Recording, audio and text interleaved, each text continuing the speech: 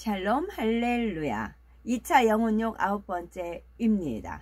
사람과 짐승의 차이점에 대해서 또한 영혼육으로 지음받은 사람의 진정한 가치는 어디에 있는지 대해서 살펴보겠습니다. 많은 사람이 오랜 세월 나는 누구인가 또한 사람은 왜 살아야 하는가 하는 것들을 궁구하면서 철학적인 여러 가지 이론을 만들어 왔습니다. 또 사후 세계에 대해서 궁금하게 여기며 여러 상상과 추측을 하기도 하지요. 전도서 3장 11절에 하나님이 모든 것을 지으시되 때를 따라 아름답게 하셨고 또 사람에게 영원을 사모하는 마음을 주셨느니라. 그러나 하나님의 하시는 일에 시종을 사람으로 측량할 수 없게 하셨도다 하신 대로 사람에게는 영원을 사모하는 마음이 있기 때문입니다. 그런데 사람이 아무리 생각하고 연구한다 해도 이에 대한 답을 스스로 찾을 수는 없습니다. 먼저는 우리를 창조하신 하나님을 인정할 때에 그리고 하나님께서 알려주시는 답을 들을 때라야 이런 내용들을 깨달을 수가 있는 것이지요. 영혼육의 말씀은 바로 우리 자신의 존재 의미와 가치에 대해서 구체적으로 명확한 답을 주는 말씀입니다. 사람의 혼이란 사람의 두뇌에 있는 기억 장치와 그 안에 저장된 기억 내용들 그리고 그 내용들을 재생하고 활용하는 생각을 다 포함하여 총칭하는 용어입니다. 또 우리가 모든 혼의 작용들을 하나님 앞에서 합당하게 진리로 해야 한다 했지요.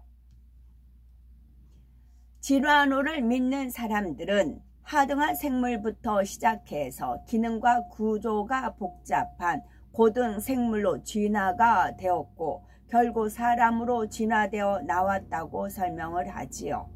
그런데 영혼육에 대해서 알게 되면 이런 설명은 전혀 맞지 않다는 것을 깨닫습니다.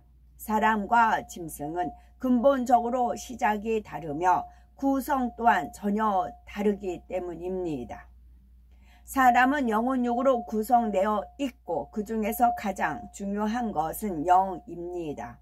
사람의 영은 결코 소멸되지 않습니다.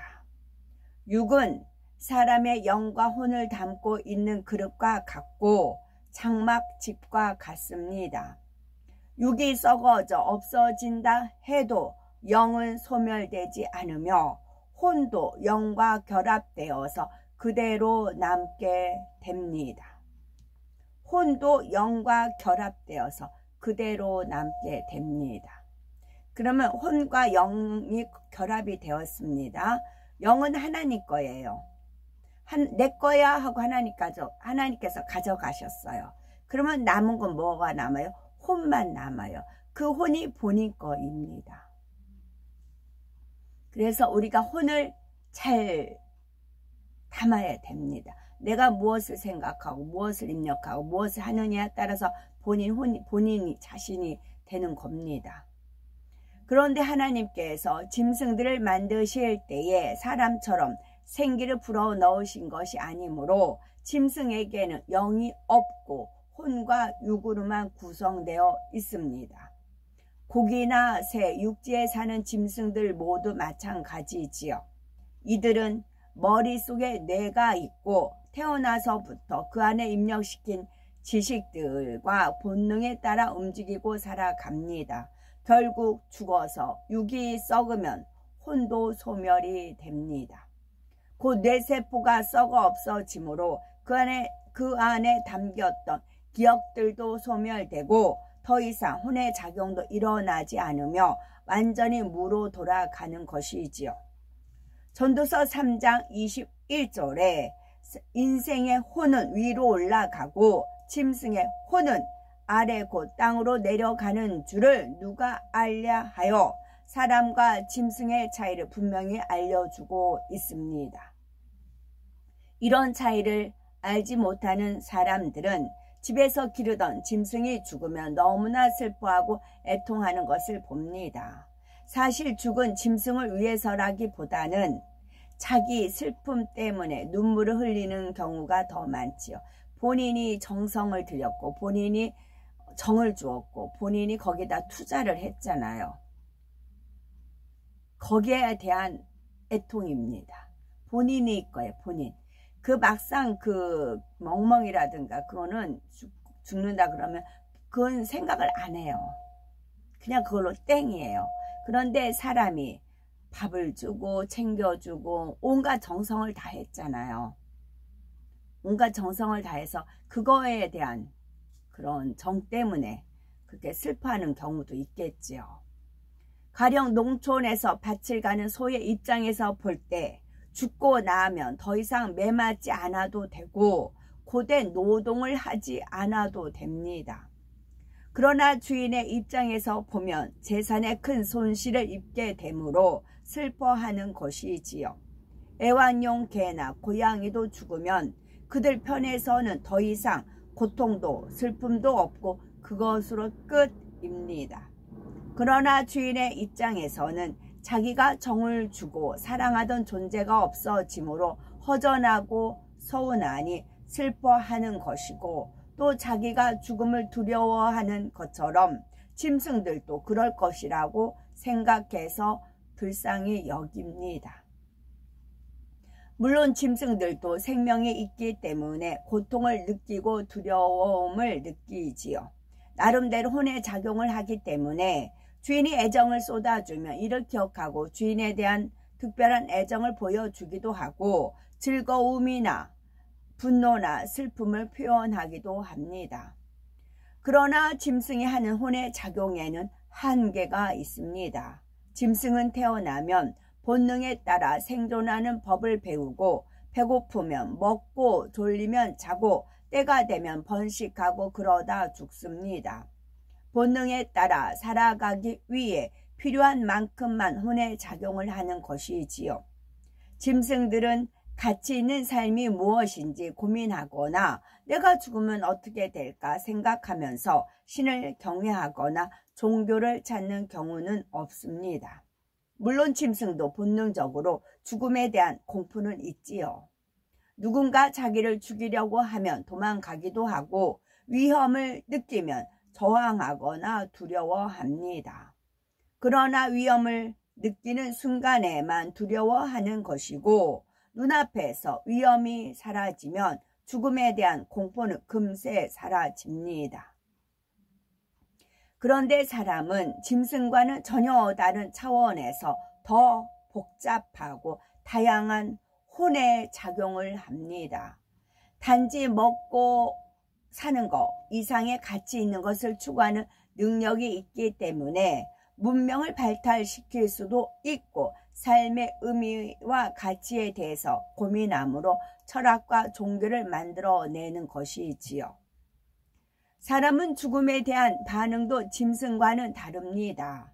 죽음의 고통을 두려워할 뿐 아니라 죽음이라는 자체를 두려워하며 사후 세계에 대해서 더욱 큰 두려움을 갖고 있지요. 그래서 아직 죽음이 눈앞에 다가온 것이 아닌데도 죽음을 두려워하고 어찌하든 피해보려고 합니다. 어떤 사람이 몸이 안 좋아서 검사를 받았는데 뜻밖의 암 말기로 시한부 인생이라는 것을 알게 되어 입원을 했다고 합시다. 그러면 그전까지 정상처럼 살아가던 사람이 하루 이틀 사이에 초췌해지고 병자의 모습이 되어버리는 경우가 많지요. 병세가 갑자기 악화되어서 그런 것이 아니라 이제 내가 죽는구나 하는 절망감과 두려움 때문인 겁니다. 사람이 이처럼 짐승보다 뛰어난 혼의 작용을 할 수 있고 죽음에 대한 두려움을 느낄 수 있는 것은 바로 혼과 육뿐만 아니라 영이 있기 때문입니다. 그래서 사람은 본성 속에서 영적인 세계에 대해서 느끼며 주를 믿는 사람은 물론 믿지 않는 사람도 깊은 마음 속에서는 신에 대해 천국과 지옥에 대해서 느끼는 것이지요.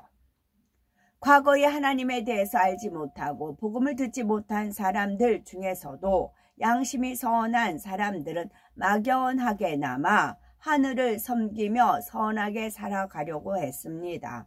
또한 머리로 신을 인정하려 하지 않으려는 사람들도 천국, 지옥이 어디 있느냐, 죽으면 그만이지 하고 고집 부리는 사람들도 본성 속에서는 막연한 두려움이 있는 겁니다.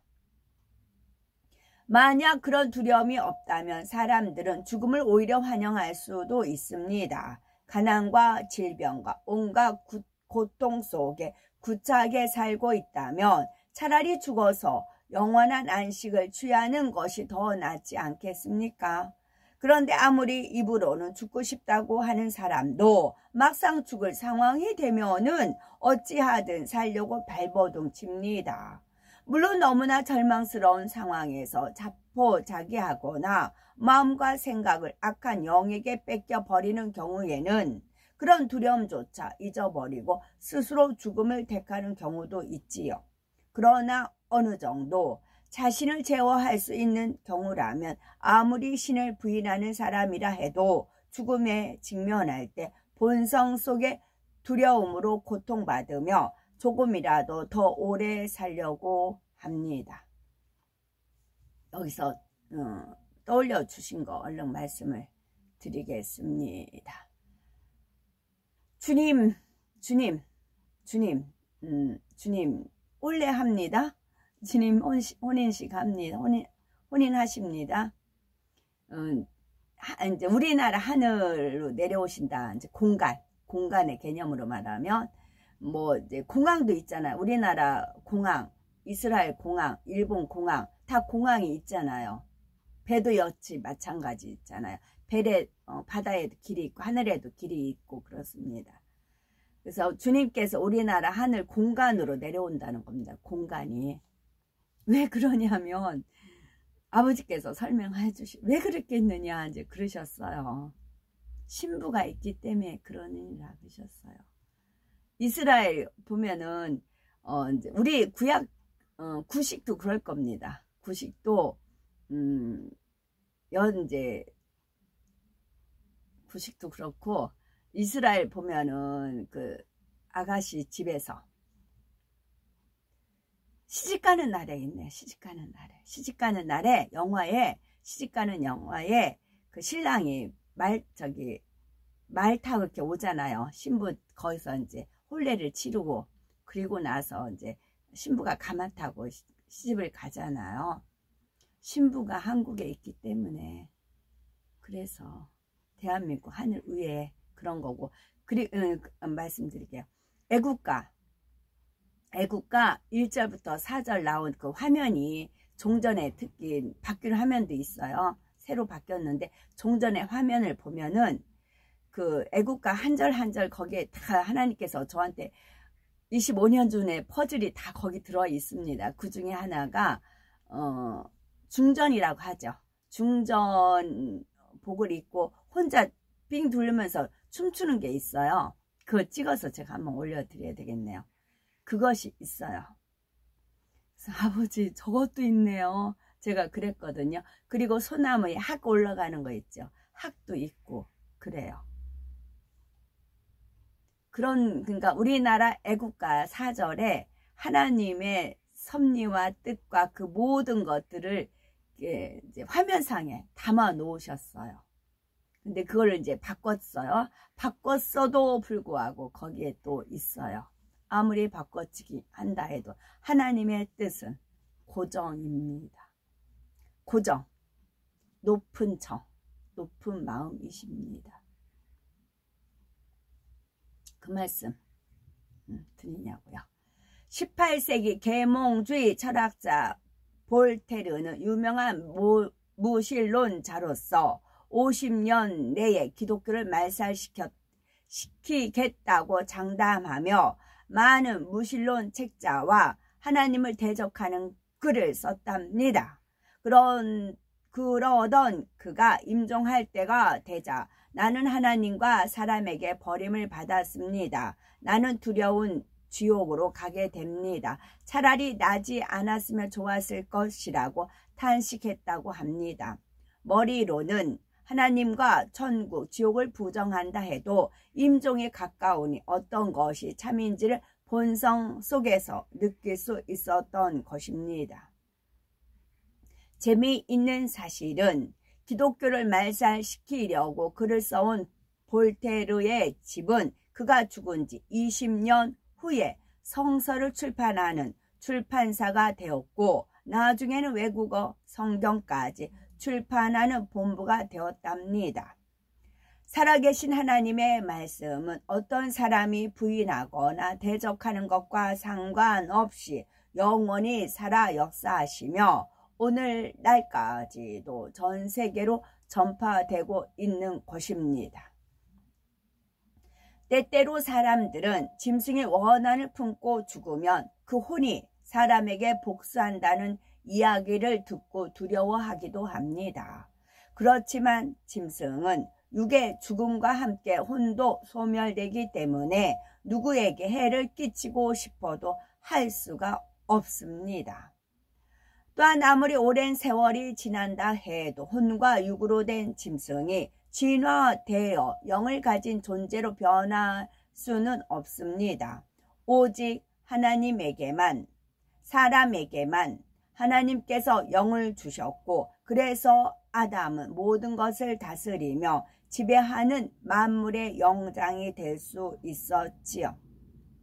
그런데 오늘날 사람의 영혼, 육은 아담이 처음 지음받은 당시의 영혼 육과 같지 않습니다. 아담이 범죄하기 전에는 영이 사람의 주인이 되어 혼과 육을 다스렸지요. 하지만 아담이 범죄한 후에는 영이 죽고 말았는데 이는 영이 소멸되었다는 것이 아니라 영의 활동을 전혀 할 수 없어 죽은 것과 마찬가지가 되었고 세월이 지나 수명이 다하면 영혼이 지옥에 가게 되므로 영적인 죽음을 당한다는 뜻입니다. 아담의 범죄 이후에 영이 죽어서 혼과 육을 다스릴 수 없게 되자 이제는 혼이 사람의 주인 노릇을 하며 육을 다스리게 되었습니다. 이렇게 혼이 주인이 되자 세월이 지남에 따라 사람은 점점 사람으로서의 가치를 잃게 되었습니다. 영은 하나님의 형상을 따라 진리 가운데 거하며 혼과 육을 진리로 이끌어 갔지만 혼은 짐승과 마찬가지로 본능적이고 정욕적인 것들을 추구해 나갔기 때문입니다. 이렇게 혼과 육으로 만들어진 짐승 같은 인생들은 그 영이 소멸되지 않으므로 결국 영원한 지옥에서 형벌을 받아야 하는 것이지요. 그러므로 우리가 천국에 가려면 반드시 사람으로서의 가치를 되찾아야 하는데 곧 영이 주인이 되어 혼과 육을 다스릴 수 있어야 하는 것입니다. 그래야 하나님의 형상을 따라 지음받은 하나님의 자녀로서 지위를 회복할 수가 있고 이 땅의 삶이 끝나면 천국에서 영생을 누릴 수 있지요. 온 세상의 부귀와 명예, 권세를 한 몸에 얻는다 해도 정작 영혼의 구원을 얻지 못한다면 그 삶은 너무나 비참한 결말을 맞게 됩니다. 차라리 짐승들처럼 소멸되기라도 하면 낫겠지만 그렇지도 못하고 참혹한 불지옥에서 세세토록 고통받아야 하는 것이지요. 잠깐 살아갈 이 땅에 소망을 두는 것이 아니라 오직 영원한 내세에 소망을 두고 남은 시간을 더욱 값지게 보내야 할 것입니다. 신속하게 죄를 버리고 온전히 성결되어 창차 신랑 되신 주님께서 다시 오실 때 거룩하신 주님의 신부로서 조금도 부족함이 없어야 되겠죠. 아멘.